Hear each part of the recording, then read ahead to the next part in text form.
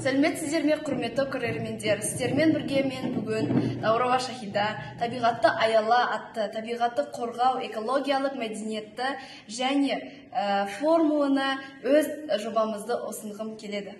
Біздің жобамызда адам қалдығаннан кейін қалатын пластикалық және әйне қалдықтарға екінші өмір беру арқылы, яғни пластикалық және әйне қалдықтарын өңдеп безендіріп, әдемі үйдің мекеменің немесе сыйға беруге болатын кереметтей бұйымдарды жасау. Олар гүлге арналған сувенирлер, сауыттар, біздің алдымызда жасалған бұйымдарды атап өтсем, мына жерде бізде шаш жууға арналған сұйықтықтың бөтелкесін біз артық жерлерін кесіп алып, ал керек бөлігін біз түрлі түсті жіптерді ПВА клеймен алып, жабыстыру арқылы әдемі гүлге арналған сауыттар жасадық. Ал енді мына жерде бізде әйнек бөтелкеге түрлі түсті жіпті алып, желіммен жабыстыру арқылы керемет сувенирлер жасадық.